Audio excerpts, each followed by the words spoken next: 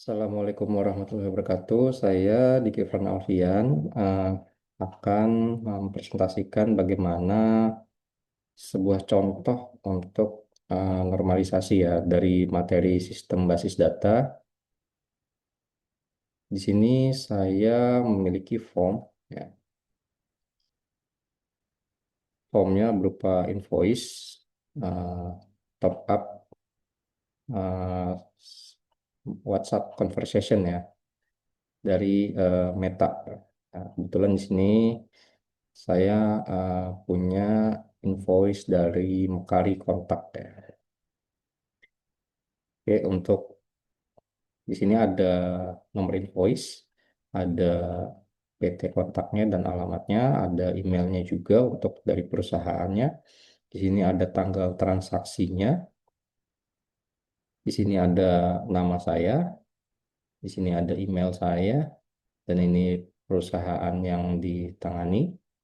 Dan due date ini adalah batas dari batas transaksinya ya. Jadi virtual account dibuat di tanggal 16 ini sebelah kanan ya. Payment methodnya virtual account. Jadi virtual accountnya berlaku sampai tanggal 17 April 2025 di jam sekian. Dan paymentnya di sini ada di tanggal dan waktu sekian. Jadi sudah dilakukan pembayaran. Oke, maaf. Jadi di situ juga ada itemnya. Uh, ada WhatsApp conversation balance yang sudah diisi. uh, Harganya 1 juta, dia hanya satu saja ya. Selanjutnya jadi dari uh, quantity ini dimasukkan ke subtotal ya. Jadi hanya satu, jadi kita masukkan subtotal sama dengan total price 1 juta. Selanjutnya adalah PPN ya, dengan rumus dari pemerintah, jadi 12% dikali 11/12. Jadi masih menggunakan PPN yang 11% meskipun peraturannya 12%. Ya. Di sini transaction fee-nya 0. Nah, jadi total payment-nya 1.110.000 rupiah. Oke, bagaimana bentuk dari tabel tidak normalnya? Jadi di sini ada paling kiri ada nomor invoice, terus ada perusahaan provider ya, terus ada alamat providernya, emailnya yang tadi ada ya, terus tanggal transaksinya. Di sini sudah masuk ke transaction, tapi di sini full name itu nama saya sebagai yang mengenerate dan uh, melakukan pembayaran. Selanjutnya ini email saya, ini company ya sebut saja PT XYZ ya, dan due date batas pembayarannya. Selanjutnya metode pembayaran melalui virtual account. Dan di sini itemnya adalah yang di top up WhatsApp conversation balance-nya. Kuantitinya 1, harga 1 juta, subtotal 1 juta, PPN 110.000. Jadi ditotalin jadi total price ini nggak masuk ya. Jadi totalin subtotal tambah PPN tambah transaction fee menjadi total paymentnya 1.110.000.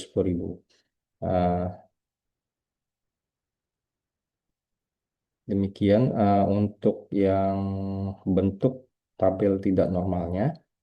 Selanjutnya kita ke bentuk normal 1. Sebenarnya itu sudah mencakup ya yang tadi tuh. Jadi kan cuma ada satu transaksi, nomor invoice-nya tidak tercampur. Tapi di sini kita akan coba bagaimana contohnya kalau ada em, 3 transaksi ya. Di sini nomor invoice-nya ada yang paling atas ini beda, sedangkan yang 2 dan 3 ini sama. Bagaimana itu tidak ada pengulangan data atau data eh, yang rusak. Jadi di sini dianggap eh, dengan nomor invoice yang sama, saya melakukan top up WhatsApp balance conversation dan melakukan pembelian unique visitor dari Bakari Kontak ya. Ya, WhatsApp-nya harganya 100.000, sedangkan unique visitornya, akun unique visitornya ada 500.000 untuk satunya, untuk satu package. Jadi ini quantity package ya, mungkin yang pernah di Makari tahu. Jadi di sini sama, masih ada nomor invoice, ada 3 meskipun yang 2 ini sama. Ya, yang nomor 2 dan nomor 3 sama. Selanjutnya ada perusahaan provider, ini sama semua ya, karena menggunakan layanan dari kontak. Selanjutnya alamat, alamat dari kontaknya itu sendiri dan emailnya pun masih sama. Tapi tanggal transaksi ini sama seperti nomor invoice. Ya, yang atas 17 Juli, yang bawah ini 16 April. Ya, sama-sama tahun 2025.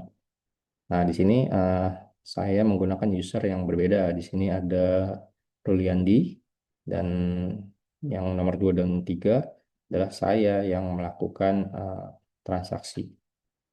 Nah, di sini emailnya beda dengan perusahaan yang sama ya. Nah, tanggalnya eh, oke, oke, oke. Oh, maaf, di sini terjadi saya salah di sini. Jadi di sini harusnya due date-nya 2 dan 3 sama ya. Mohon maaf. Di sini pembayarannya sama semua. Nah, ini yang tadi ya. Jadi ini Ruli hanya melakukan WhatsApp conversation balance, tapi saya di sini eh, top up conversation dan membeli package unique visitor. Kuantitinya sama. Nah, di sini perbedaan harga ada ya. Nah, di sini total payment-nya. Nah, ini bentuk normal satunya. Jadi per item, per item yang dibeli menggunakan nomor invoice per transaksinya ya. Jadi di sini harusnya saya membayar 100 1.600 ya, 1.665.000 ya. Tapi di sini dipecah menjadi 1.110.000 dan 555.000 ya. Kalau yang Urli ini nggak masalah ya, karena hanya satu item. Selanjutnya kita pecah, yaitu bentuk normal 2 dari tadi normal satu, masih menggunakan primary key yang sama sebenarnya, masih pakai nomor invoice ya. Di sini bedanya ada tabel invoice, ada invoice item ya. Invoice item itu berupa eh, penjumlahan harga dari per itemnya ya.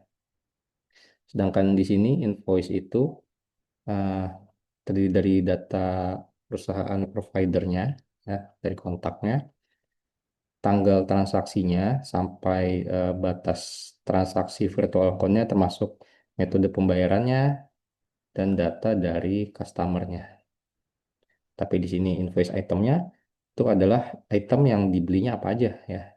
Di sini ada WhatsApp conversation balance dan unique visitor, kuantitinya, harga satuannya, hingga yang dimasukkan ke perhitungan berapa yang harus dibayarkan termasuk pajak dan fee-nya kebetulan nol. Selanjutnya ini adalah bentuk normal ketiga, jadi dipecah menjadi 1, 2, 3, 4, 5, 6 tabel ya. Jadi di sini ada providernya, kebetulan providernya hanya ada satu. Jadi customernya tentu di luar sana pasti banyak customer ya. Jadi kan kita nggak tahu dia menggunakan kodifikasi ID seperti apa. Tapi di sini saya hanya contoh aja ya. Ada eh, customer ID, ada nama lengkap, email, dan company-nya ya, perusahaan eh, yang berlangganan kontak. Selanjutnya ada provider, ada customer, eh, per transaksi perlu pastinya kita perlu invoice ya. Ini primary key-nya adalah tadi yang provider primary key-nya provider ID, uh, customer primary key-nya customer ID. Sedangkan invoice kita bisa gunakan nomor invoice ya, karena itu udah pasti unik. Itu bisa dipakai ya untuk bagaimana arti dari nomor nomor tersebut, mungkin hanya dari kontak yang paham, nggak masalah. Yang penting kita sudah menggunakan unik ya, unik kode sebagai primary key dari invoice, karena invoice nomornya nggak mungkin uh, dua invoice yang berbeda. Bahkan satu perusahaan saya berlangganan nih, PT XYZ, berlangganan ke kontak, nggak mungkin nomor invoice-nya sama ya dengan transaksi yang berbeda. Selanjutnya ada di sini kita ambil provider ID sebagai foreign key dan customer ID sebagai foreign key juga. Jadi kita dapatkan tanggal transaksinya ya. Jadi tanggal itu penting. Jadi untuk record kapan kita melakukan transaksinya.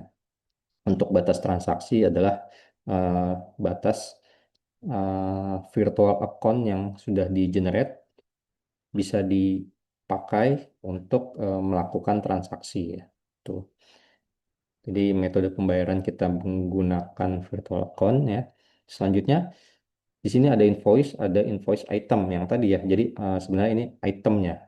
Itemnya adalah kita gunakan primary key-nya eh, 1 dan 2, nggak terlalu masalah ya. Jadi di sini hanya ada 2 produk, yaitu WhatsApp Conversation Balance dan Unique Visitor dengan harga eh, WhatsApp Conversation Balance-nya 1 juta, Unique Visitornya 500.000 ya per satuannya.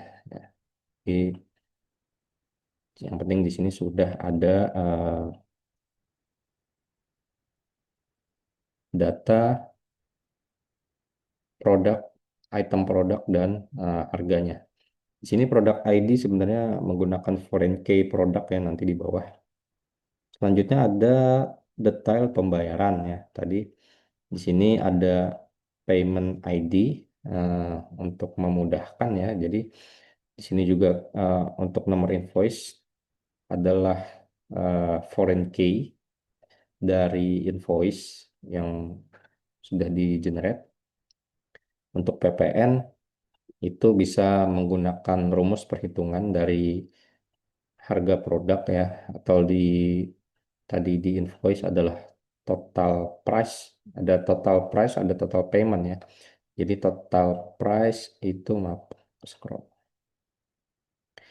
Total price itu adalah harganya dikali kuantitinya ya. Itu nanti harus ada PPN karena ini sebuah platform B2B ya. Selanjutnya transaction fee-nya karena menggunakan virtual account yaitu 0 rupiah. Untuk total payment ya bisa digunakan rumus total price ditambah PPN ditambah transaction fee dan produk ya. Jadi yang tadi ya, produk ID, oh ini salah nih. Produk ID harusnya mengikuti ini ya, PR001 dan PR002.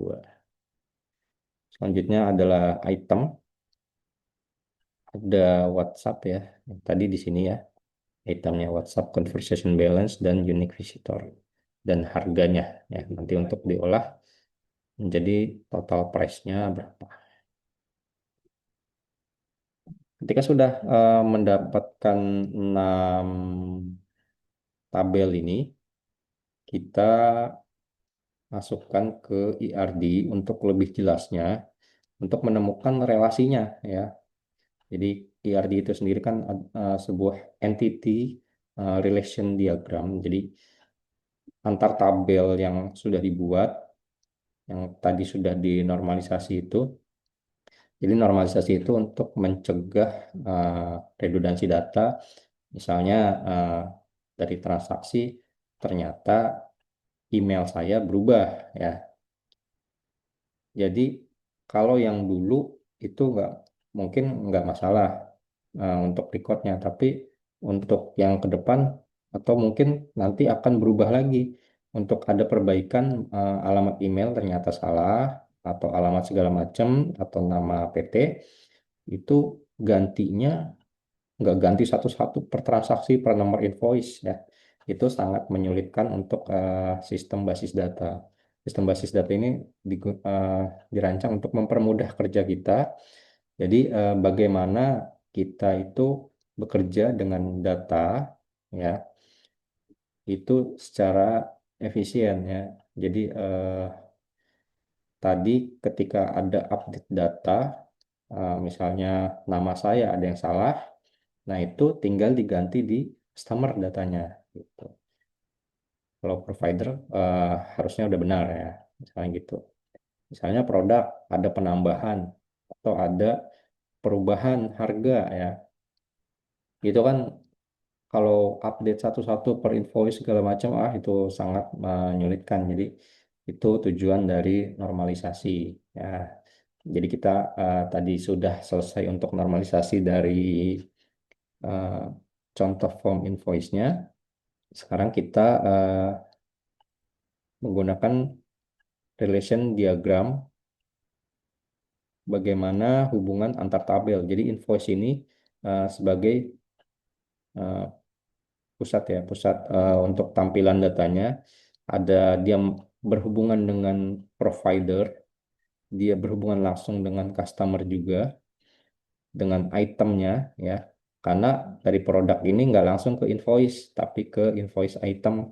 Jadi dihitung dulu berapa yang dibeli ya. Misalnya tadi kan cuma satu ya, bisa aja kan perusahaan mau beli dua atau mungkin 10 atau mungkin 100. Nah, jadi kalau di invoice langsung itu nanti juga akan menyulitkan. Jadi kita gunakan invoice item tabel ini untuk mempermudah ya. Selanjutnya di sini ada detail pembayaran yaitu perhitungan yang tadi ya, total paymentnya berapa gitu. Jadi itu juga dipisah dari invoice ya. Jadi supaya ada perhitungan tersendiri gitu. Kalau ya bedanya apa nih perhitungan sama perhitungan? Kalau yang ini ada PPN-nya ya. PPN, fee transaction-nya. Nah, nanti udah dapat total payment-nya berapa yang dari invoice item. Jadi berapa yang dibeli, nanti masuk ke invoice. Nah, dari invoice nanti dihitung di detail pembayaran. eh, Bagaimana eh, PPN ditambahkan nanti juga akan dimunculkan di invoice gitu ya. Jadi untuk invoice ke terhadap provider, jadi providernya satu ya, memang hanya satu, itu bisa memiliki banyak invoice pastinya ya. Invoice-nya banyak, di sana juga customer-nya banyak. Nah, selanjutnya untuk satu customer ya seperti saya tadi itu punya banyak invoice ya. Bukannya jadi satu invoice untuk banyak customer itu nggak boleh ya. Jadi untuk satu customer itu bisa memiliki banyak invoice, tapi untuk satu invoice untuk banyak customer itu tidak boleh. Ya. Jadi hubungannya one to many, termasuk tadi satu invoice ke banyak provider yang nggak mungkin, ya nggak bisa seperti itu. Nah selanjutnya satu invoice itemnya banyak, itu baru memungkinkan. Sebaliknya kalau itemnya satu, invoice-nya banyak, itu nggak mungkin, itu aneh. Jadi one to many dari invoice ke invoice item. Sedangkan dari invoice item ke produk itu hanya satu ya. Eh, Maaf, one to many. Jadi satu produk bisa banyak eh, item yang di sana ya. Jadi memiliki banyak item. Oke, selanjutnya detail pembayaran. Jadi per invoice ini total paymentnya kan satu, jadi nggak mungkin banyak ya. Jadi di tabel hasil tabel invoice per invoice itu total paymentnya nggak mungkin ada dua karena invoice itu mewakili satu transaksi.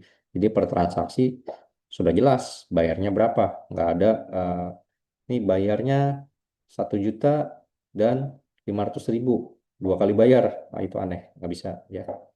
Untuk memudahkan, jadi langsung di total, jadi total paymentnya dibayarkan berapa dan virtual account-nya berapa. Itu juga untuk eh, mempermudah ya, karena untuk virtual account dan segala macamnya itu kan membutuhkan jaringan. Kalau terjadi banyak eh, banyak pembayaran dari satu orang yang sama, itu tidak efisien ya.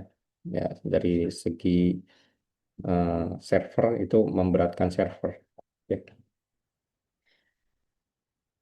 Jadi itu hasil dari IR diagram dan normalisasi